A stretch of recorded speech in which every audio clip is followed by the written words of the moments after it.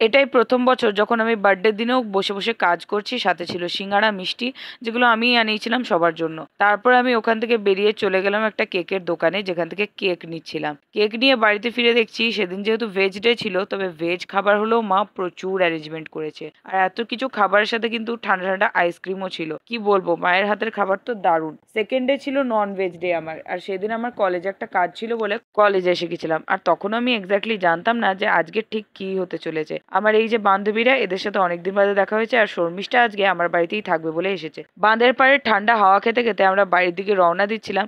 আর ওয়েদারটা ছিল ভীষণই সুন্দর। বাড়িতে এসে আজকের মেনুটা খুবই সিম্পল ছিল, ভেজিটেবল চপ, আলু পোস্ত, মাছ ভাজা, ঝুরি আলু ভাজা, তার সাথে ছিল মাছের ঝোল আর ডাল। এগুলো দিয়ে খাবারটা সাঁটিয়ে দিলাম। তবে শর্মিষ্ঠার পাতে কিন্তু বেগনিও ছিল, যেটা ও বেশ এনজয় করে খাচ্ছিল। আর ওরও আমার মায়ের হাতে রান্না ভীষণ ভালো লেগেছে। তারপরেই ও দিয়ে দিল ওর সেই সারপ্রাইজ গিফট, যেটা ও আমাকে জানায়ওনি কিছুই না। তবে এই গিফটটা কিন্তু আমার ভীষণ ভালো লাগলো, কারণ এখানে আমার সব থেকে ফেভারিট ছবিটা লাগানো ছিল। এই সব কিছু কিন্তু ও একদম সারপ্রাইজ ভাবেই করেছে, ও কিন্তু কিছুই আমি বুঝতে দেয়নি। বিকেলে হঠাৎই ওরা বললো যে ওরা নাকি প্ল্যান করেছে আজকে আমাকে বাইরে নিয়ে যাবে। তখনই আমি বুঝতে পারলাম যে আজকে হয়তো পার্টিটা ওরা অ্যারেঞ্জ করেছে, বাট খরচা তো আমার পকেট থেকেই হবে। চলে এসেছিলাম দি নাইটসে। আর এই দি নাইটস রিসোর্ট কিন্তু এর আগে একবার এসেছি, যখন আমার বান্ধবীর বার্থডেটা এখানে সেলিব্রেট হয়েছিল। এখানকার ভিউ আর ডেকোরেশন কিন্তু ভীষণ ভালো লাগে আমার। তবে একটাই যেটা প্রবলেম, এদের সার্ভিস খুবই বাজে। প্রথমে এসেই ভেতরে একটু রেস্টুরেন্টে কিছুক্ষণ বসে আমার আরেক বান্ধবীর গিফটটা খুলে ফেললাম। ওর গিফট র্যাপিং খুলতে খুলতে বেশ কিছুক্ষণ সময় লেগে গেল।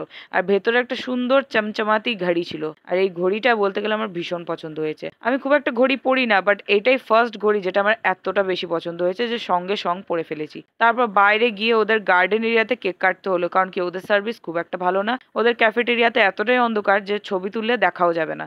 তাই গার্ডেন এরিয়াতে কেক কাটিং করে বাইরেটা একটু ঘুরে ঘুরে দেখছিলাম। ওদের এই পুল এরিয়াটাও ভীষণ সুন্দর। রাত্রের খাবারে আজকে ছিল ফিশ ফিঙ্গার ফার্স্টেই, আর এই সব কিছু কিন্তু আমার পকেট থেকেই খসছে।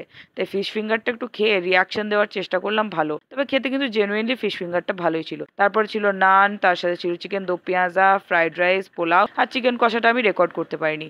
ফার্স্টেই বাটার নান দিয়ে আমি চিকেনটা একটু খেয়ে দেখলাম, মানে চিকেন দো পেঁয়াজাটা খেতে কিন্তু ভীষণ টেস্টি ছিল। তারপরে পোলাওটা দিয়ে একটুখানি চিকেন কষাটা ট্রাই করলাম, খেতে কিন্তু ভীষণ ভালো। তবে ওই একটাই প্রবলেম, চিকেনগুলো সবই ছিল সলিড পিস, যে কারণে ভালোভাবে খাওয়া যাচ্ছিল না। ওদের সার্ভিস খুব একটা আমার ভালো লাগে না, তবে টাকা বেশ ভালোই খরচা হয়েছে। যাই হোক, মনে একটু দুঃখ নিয়ে বাড়ির পথে রওনা দিলাম।